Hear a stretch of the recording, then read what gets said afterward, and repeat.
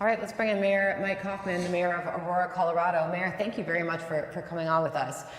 It seems it's tough to even get some confirmation of the details of what is going on there. First off, can you confirm whether or not this gang has taken over these buildings there in Aurora? So there are several buildings actually under the same ownership, out-of-state ownership, that have fallen to these Venezuelan gangs. I'm trying to walk it back and do the investigation as to how there's a concentration of Venezuelans in these three buildings. Somebody put them there, and somebody funded it. Whether it's federal government or not, we're trying to find out who these gangs apparently are attracted to where there's a concentration of Venezuelan migrants, and so they've in fact have kind of pushed out the property management through intimidation and then collected the rents.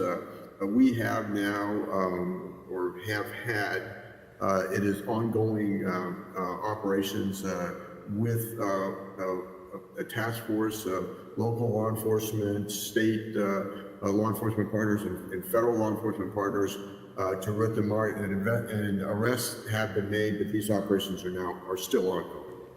With the arrests that have been made, are these confirmed gang-affiliated members? You know, this is an organized criminal effort. Whether it's Tren de Aragua, that remains to be seen. But it really doesn't matter. I mean, if they're Venezuelan migrants and they're conducting crime in an organized manner, they're a problem. So, okay, so you're able to confirm that this Venezuelan gang has indeed taken over at least some of the buildings. You're saying at least two of the three. And what I just heard from you is you don't know how they ended up there.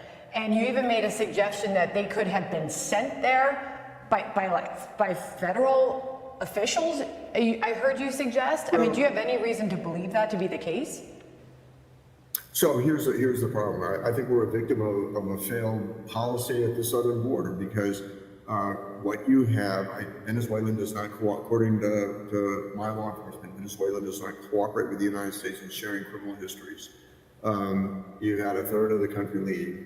You've had these massive waves of migrants coming across the border that many of them crossed the border illegally, were arrested, asked for political asylum, were not adequately vetted, were released into the country. The city of Aurora, we did everything we could to quite frankly keep them out of the city, because it's not our problem. This is a federal problem. This is a problem borne by the federal government. But what we're trying to find out, and what I believe occurred, was that federal agencies worked with some of our local nonprofits and put them there. Now, most of these people are very good people.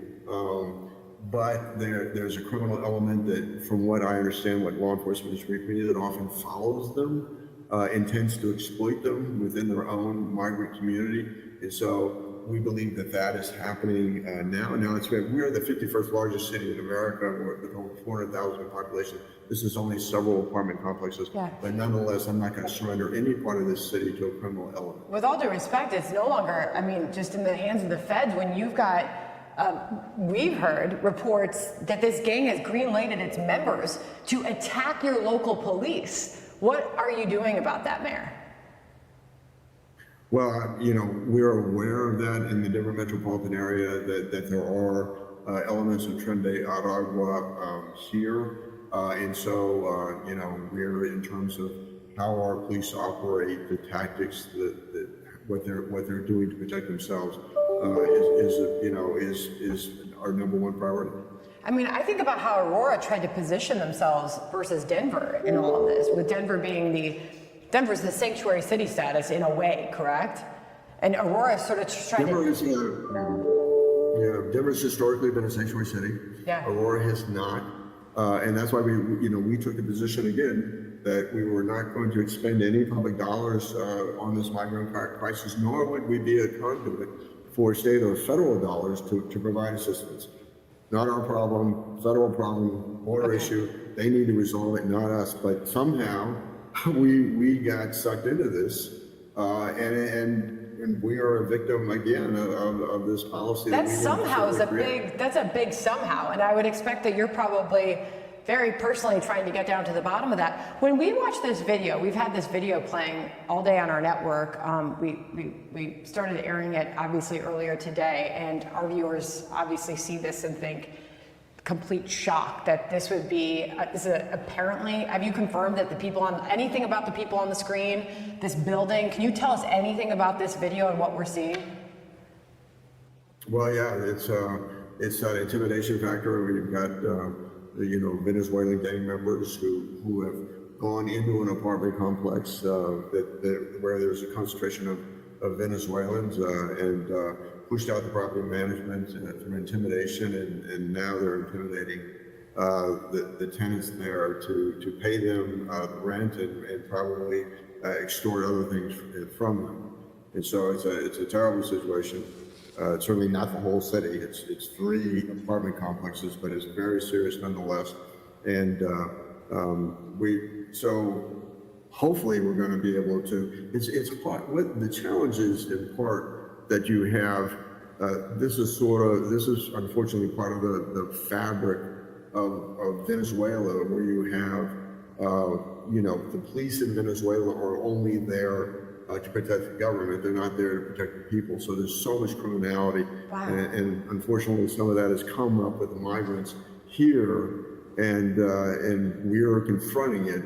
And so it's again. Yeah. Just a last question on that point, confronting it. I know you're a busy guy, and I know we'll let you get going because you've got a huge problem to tackle there in Aurora. Just finishing up with this Cookie Monster gang leader, so he's called, okay? The New York Post has reported on him setting up operations right there in your town, Mayor. Cookie Monster is there. I mean, this guy's responsible for some heinous crimes. I mean, what are you actively doing right now to get a hold of him and arrest him? He's been arrested. He's off the street. That would be news. He's gone. He's off the street. Where is he? Right. He's being held. He's been apprehended. I would imagine he'd be a huge source of information as to how this gang ended up in your town. Well, I think it's beyond that. It's how did this whole community end up in our town? Because I'm concerned beyond the gang issue. There's a secondary issue. In the secondary issue, desperate people do desperate things.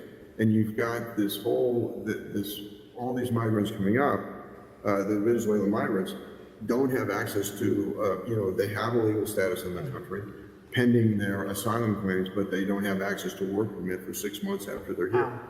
And so there are some secondary issues that we're real concerned about, but right now the priority is this gang issue. And the feds are involved, correct? The feds are involved. Got it.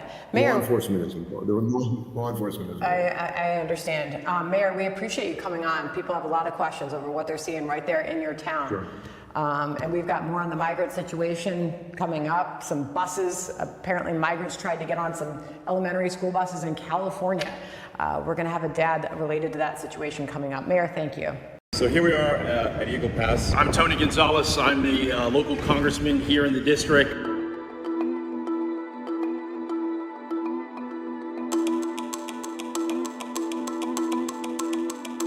Right here under the bridge, you're seeing hundreds of people getting processed, and this is every single day. So it's just sort of like that's the bridge, and there's like people getting processed, and they come across on those trains over there.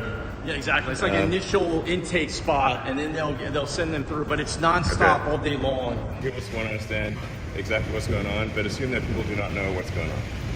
Well, you got to go back some time, and whenever the open border policies from the White House kind of got thrown out there, we've been overrun. How long was that? Cool. What year was that? 2 years ago. We're on our third year. We've been battling it for 2 years, and okay. So you're saying there's been an open border policy essentially for the past few years? it was an invitation. An invitation. That's how I read it. That's how it was told from the White House. So okay. They don't have a clue what's going on here, I don't think, because if they did, maybe they would care. Maybe they would. I don't know. How does the train impact you? Because the trains have been a big story lately.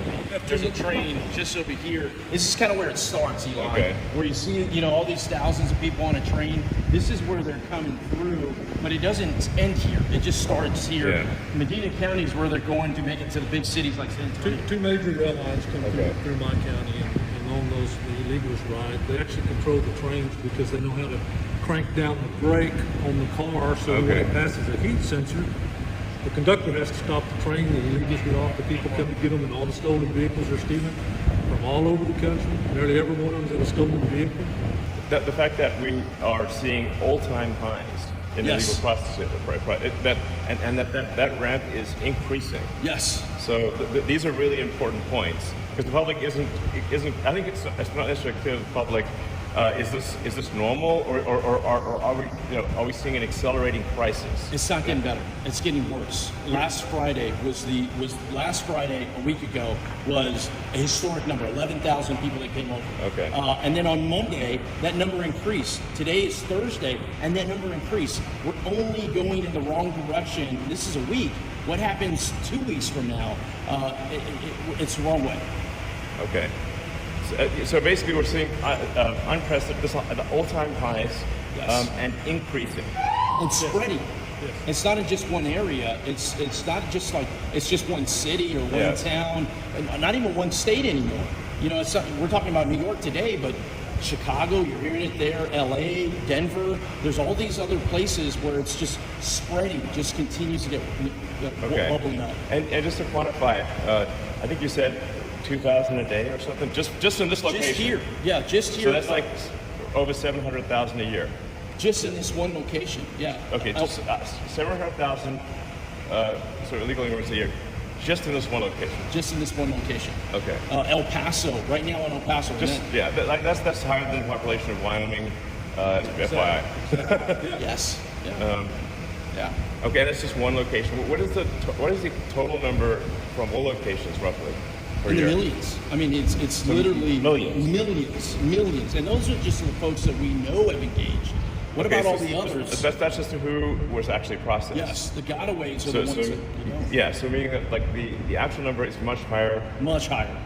Okay, that's very important for people to know. Yeah. That the actual number is much higher. Is the official number something like 2 million or something? Where is it? It varies, and it depends on who you ask, but I've seen it as high as 2.6 million.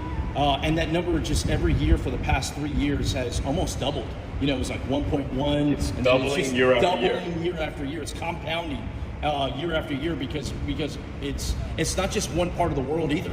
It's all parts of the world that are coming. In El Paso. Yeah, I think that's actually an important point to make because sometimes people think, well, people just come from Mexico, but this is not the case. Not the case at all. The reality is that this is an open border for all of Earth. All of Earth. And just so there's roughly 350 million people in the U.S., but there's 8 billion people on Earth. Yes. This is an open border to 8 billion people. Yes. What type of nationalities are coming through your county? We're seeing anywhere from Honduras, El Salvador, I believe Ecuador and stuff like that. Even It's pretty much every country, right? Pretty much every country. Yeah. It's very rare that we see anybody just from Mexico. So, it's actually rare to see anyone from Mexico. And then I'm 68 miles from the border. I'm 80 miles south of here from the Pass. How big is your workforce? How big is the sheriff's office? My patrol staff's only 16 strong. 16 total. Okay. So how many do you have on call at one time? Maybe 2 at the most.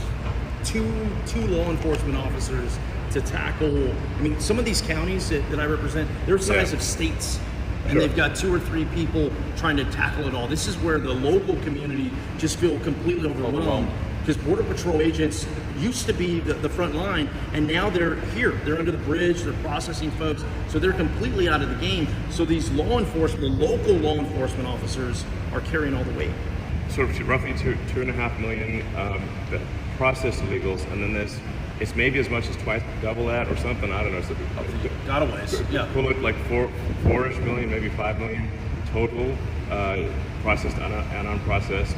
How many of the 4 or 5 million legal immigrants are sent back to their countries every year? I'll give you an example. Here in Del Rio sector is one of 9 sectors. Okay, we're getting about 2,500 people coming over illegally a day. and we are repatriating or sending zero back. City of 28,000 people. We've had over 19,000 people in the last about 10 days come in. So we don't have the resources. It's like wait, more people are coming in by far, than it's exceeding the population of the town on a regular basis. Absolutely. This is across the board. I don't care if you're a D or an R, if you vote, don't vote, urban America, rural America, everybody's impacted the same way. When the crisis hits your town, it's like a hurricane. When a hurricane hits you, everybody gets washed out. Sure. And it's no different. So I think there's an opportunity here if we can message it in a manner. This is about solutions. Hey, I get the finger pointing. It's easy to say why we got here. It's like, how do we just get out of here? And I think there are some real tangible solutions. Food and water for migrants in Midtown Manhattan in what is becoming a familiar sight in New York City. Since late July, thousands of migrants have been bused from Texas to New York and other U.S. states. With shelters full, migrants are sleeping outside of the Roosevelt Hotel, a processing center for the city's shelters. Jean Carlos Vasquez is a migrant from Venezuela. It's been a few hours since I arrived. They gave me water, some apples, and other food. But no one has answered any questions I had. They just gave me a ticket with my number in line. No idea how long I'll have to wait. Migrants mostly come from Africa and Latin America. Most of them don't speak English and don't know what to do, as many were told at the border they'll get shelter in New York. Natalia and Maxim Subotiny are from Russia. They hope to get political asylum in the US. After having spent 3 months in Mexico, they made it to New York. At the Roosevelt Hotel, they told us, come here tonight. You'll have a room to sleep in. You won't sleep in the street. Yet the line doesn't move at all. So I don't know how long we'll be here. New York authorities say about 90,000 migrants have arrived here from the southern border in the last year. Yes, absolutely, there's been an increase, but to see that we are still operating with the mentality of emergency response as opposed to having better plans put in place has been incredibly distressing to see. Activists are pushing to expedite temporary work permits for migrants so they can have money to buy food and accommodations. The migrants don't want to be in shelter for the rest of their lives. They're here just to get a little bit opportunity to get out, and once they get a little job or something that they can help their families, we're already experiencing them going elsewhere and going other places where they can build community. New York City Mayor Eric Adams inspects shelters regularly, and for months he has appealed to the Biden administration for help. City shelters are full, and the city spends millions of dollars on migrant support. We need help. We need help, and it's not going to get any better. From this moment on, it's downhill. There is no more room. I was at the Roosevelt on Saturday, and I went there on Sunday. Lined up around the block, hurting the businesses there. This is not going to get better. We put buses there for cooling systems, but it's just not sustainable. I think that the federal government should take the forefront in this crisis, knowing and having all the data about where the unrest is and what is happening and what people need, and that we need to make sure that we have something where one city bearing the brunt of this doesn't seem fair to me. On this night, over 100 migrants spent the night outside the Roosevelt Hotel.